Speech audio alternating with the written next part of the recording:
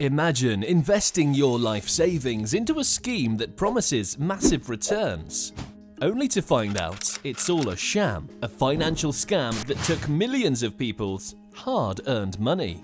Today we dive into the terrifying story of Charles Ponzi, the man who gave the infamous Ponzi scheme its name. From his humble beginnings to his extravagant lifestyle, we'll unravel the story of a man who scammed the world with his financial idiocy. You won't believe how Ponzi's elaborate scheme fooled so many intelligent people and the reasons behind his downfall. Stay tuned to the end of this video to find out how one man's greed caused a ripple effect that would change the financial world forever. Charles Ponzi, born on March 3, 1882 in the town of Lugo in northern Italy, had a background of poverty. Despite being born into a wealthy Italian family, his parents, Oreste and Imelda Ponzi, had become borderline poor by the time he was born. Ponzi had a history of criminal behavior, including theft from his parents and local priests. He attended Sapienza University in Rome, but was an inadequate student, eventually being forced to leave after 4 years with no degree and no money. However, during his university years, he became inspired by the stories of Italians who had gone to America to achieve success and prosperity. This led him to believe that America was his only option for a better future. Upon his arrival in Boston in November 1903 on the SS Vancouver, Ponzi's funds had significantly diminished from the $200 he claimed to have left Italy with. According to his autobiography, he lost most of the money to a card shark and other expenses. Over the next several years, Ponzi worked a variety of jobs, from grocery clerk to insurance salesman, though his frequent job changes and terminations were due to theft and shortchanging customers, which he fails to mention in his personal account. After moving to multiple cities, including Pittsburgh, New York, New Haven, and Providence, Ponzi ended up in Montreal, where he worked as a bank teller until the bank went bankrupt. He then resorted to criminal activities which led to a 3-year prison sentence in Quebec for forgery. After his release, he was caught smuggling Italian immigrants into the United States, resulting in 2 more years in prison in Atlanta. Back in Boston in 1917, Charles Ponzi was 35 years old and was struck by the beauty of a young girl on a streetcar platform. "One glance at her," he later wrote, "at that picture of loveliness and kindness and clean vivacity. One look into her deep, dark, smiling eyes, at that pretty round face, framed in a background of gorgeous curls. I was no longer able to remove my eyes from her." The girl's name was Rose Necco,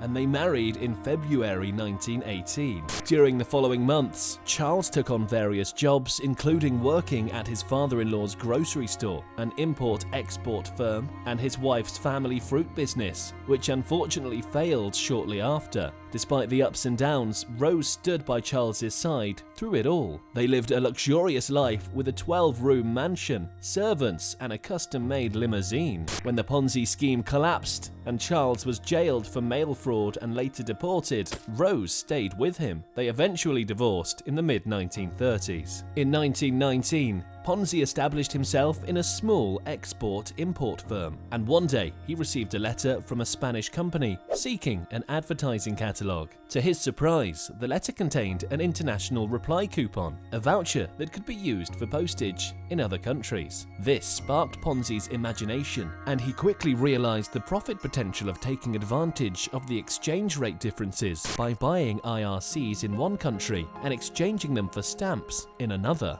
With excitement, Ponzi described his discovery as "the racket of international reply coupons actually fell in my lap like a ripe apple. I did not have to shake the tree to get it. I just reached over where it had fallen and took it. It looked good, luscious. I examined it for flaws, found none. I had to bite. I wouldn't have been human if I didn't." He saw the opportunity to engage in arbitrage, the practice of buying and selling an asset in two different markets to take advantage of price differences. In this case, by buying IRCs in Italy at a lower price and exchanging them for higher-priced postage stamps in the US. Ponzi saw the potential for significant profits. If Ponzi had stopped there, he might have avoided his eventual downfall. In 1920, Ponzi established the Securities Exchange Company and offered promissory notes to investors, promising a return of 50% after just 90 days. The idea was to use the funds raised from the investors to purchase international reply coupons, IRCs, which could then be redeemed in the United States. However, this was not the case. Instead of investing in IRCs, Ponzi used the money from new investors to pay off previous investors. He tried to justify this by blaming the suspension of IRC sales and the Universal Postal Union. Despite this setback, Ponzi continued his fraudulent scheme, which he called the Rob Peter to Pay Paul scheme. Over the first 8 months of 1920, Ponzi managed to amass an estimated $15 million, $220 million in today's dollars, by convincing thousands of people in Boston that he could make them rich. He kept the scheme going by telling investors that he had a network of agents buying IRCs overseas for him, but this was simply not true. The truth was that there was no elaborate network of coupon buyers, and Ponzi was just using new investments to pay off old investors. Ponzi's scheme was so successful that he soon expanded to other cities, attracting more and more investors. He bought luxury cars, homes, and expensive jewelry, living the life of a millionaire while he continued to scam the world. But Ponzi's success was short-lived, and his schemes eventually crashed. 1920 came, and the Boston Post featured Ponzi on its front page, estimating his net worth to be $8.5 million. However, less than a week later, the US Post Office Department made changes to the conversion rates for international postal reply coupons, which sparked investigations into Ponzi's business. Despite the lack of progress in the investigations, the Boston Post continued to publish negative articles about Ponzi, causing him to stop accepting new investments and leading to a run by current investors. On one occasion, financial journalist Clarence Barron discovered that Ponzi himself wasn't actually investing in his supposed scheme, despite promising such high returns to his customers. Ponzi had told reporters he was putting his own money into real estate, stocks, and bonds, which raised the question of why he'd choose those investments with only a 5% maximum return instead of his own scheme that claimed to give 50% returns. Barron also figured out that to cover the amount of investments made through Ponzi's scheme, around 160 million coupons would have needed to be traded, but only 27,000 were actually in circulation. The continuous negative coverage from the Boston Post ultimately led to Ponzi's downfall. He was convicted of federal charges of mail fraud and served 3.5 years in prison.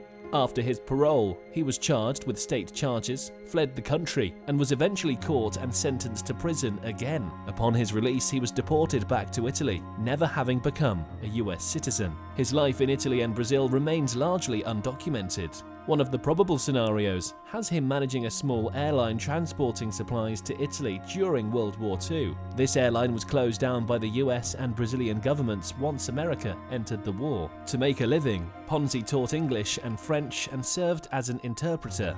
But he died in 1949 in a charity hospital in Rio de Janeiro, leaving behind only $75 to cover his funeral expenses. Charles Ponzi was known for his larger-than-life personality and for pioneering a fraudulent investment scheme that became named after him. The scheme involved creating a seemingly credible investment, attracting investors, and using the money from the new investors to pay off older ones, all while collecting a substantial profit for the scammer. Although he wasn't the first to utilize this technique, he was one of the most prominent early practitioners. The scheme, now widely known as a Ponzi scheme, was later famously used by Bernie Madoff in a $65 billion fraud. It's estimated that Ponzi himself was responsible for embezzling approximately $15 million, equivalent to $220 million today. In conclusion, the story of Charles Ponzi is a reminder that wealth and success do not always equate to morality and ethics. It is important to thoroughly research and understand the investments being made and to always be vigilant against potential scams.